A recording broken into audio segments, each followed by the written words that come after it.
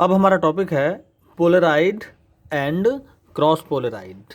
ठीक है, तो ये एक ऐसी डिवाइस है जिससे हमें पोलराइज्ड लाइट मिलती है।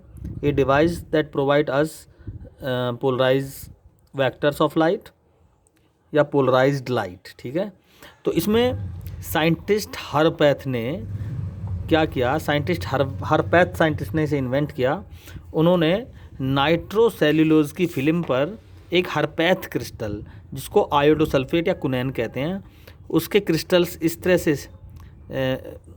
पेस्ट किए इसके ऊपर पैरेलल क्रिस्टल एक्सिस, कुनैन या हरपैथ क्रिस्टल, हरपैटाइट क्रिस्टल के। ठीक है, कुनैन भी कह सकते हैं इसको।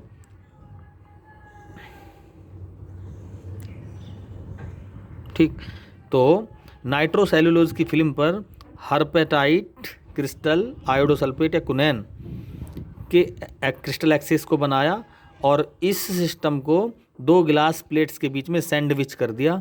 तो इस डिवाइस को हम बोलेंगे पोलराइड। ठीक है, तो ये क्रिस्टल एक्सिस एक इधर बना दिया हमने।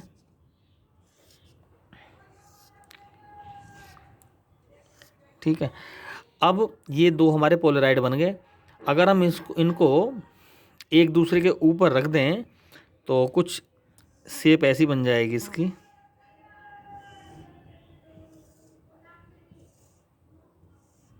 ये पोलराइड, और इसके ऊपर चिपका दिया हमने दूसरा, इसको कहते हैं हम क्रॉस पोलराइड। ये हो गया क्रॉस पोलराइड। तो जैसे ही लाइट, अनपोलराइज्ड लाइट आती है, अनपोलराइज्ड लाइट इंसिडेंट होती है, तो आउटपुट में हमें जीरो इंटेंसिटी मिलती है इसमें। ऐसा क्यों, देखें ज़रा। ये आई नॉट इंटेंसिटी आई इंसिडेंट हुई इस पर, पोलराइड पर, और यहाँ से मिली आई नॉट बाई टू, आधी, जो हम पिछली वीडियो में बता चुके कि पोलराइज्ड लाइट जो मिलेगी वो आई नॉट बाई टू इंटेंसिटी की मिलेगी। अब ये तो है पोलराइज़र, ये होगा इसका एनालाइज़र।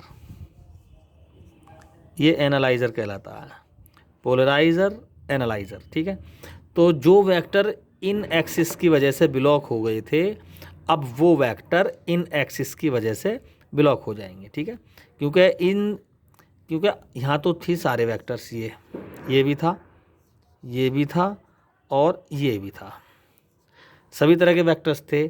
तो ये जो वेक्टर है, ये मैंने मान लिया कि ये आउटपुट में को निकल गया था और सभी ब्लॉक थे। लेकिन अब ये वेक्टर, इनके लिए इन वेक्टर्स का एंगल कितना हो जाएगा, 90 डिग्री। तो आउटपुट इंटेंसिटी क्या हो जाएगी, 0।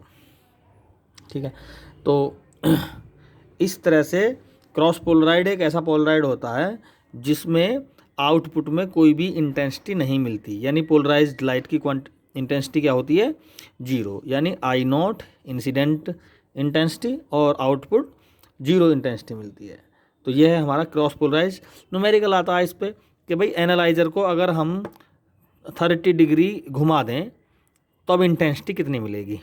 तो I is equal to I not by two, यानी जो आउटपुट इंटेंसिटी है आई, यहाँ पे देखें ज़रा, इसको यहीं पे सब सोच देख, I is equal to I not by two, यानी इस पर जो आया, इस पर आया आई नॉट का आई नॉट बाई टू, यानी एनालाइजर पर तो आई नॉट बाई टू आई ना।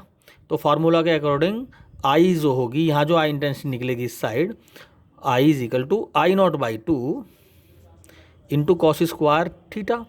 तो यहाँ पर इसको 30 डिग्री इसको हमने रोटेट किया, तो इस तरह से रोटेट हुआ, theta is equal to 30 degree यहाँ पे। ठीक है, अब ये एक्सिस पोलराइडर की भी इसमें साथ में है यहाँ पे ऐसे, तो ये एंगल कितना हो गया, 60 डिग्री। तो जब हम इसको यहाँ पे देखें 30 डिग्री, इसको हम रोटेट करेंगे तो 30 डिग्री का मतलब ये 30 डिग्री, तो ये 60 डिग्री बचा। तो यहाँ पर कॉस स्क्वायर क्या हो जाएगा, 60। तो यहाँ पर हम सोल्व करेंगे इसको, तो I is equal to I not by two cos square 60 और कॉस स्क्वायर 60 का वैल्यू I0/4 सॉरी 1/4 और I0/2 इंटू 1/4 का मतलब हो गया I0/8। तो इस कंडीशन में आउटपुट इंटेंसिटी कितनी मिलेगी? I0/8 intensity output intensity. तो इस तरह से क्रॉस पोलराइड पर मेलस लॉ को अप्लाई करके हम न्यूमेरिकल सोल्व कर सकते हैं। Thank you.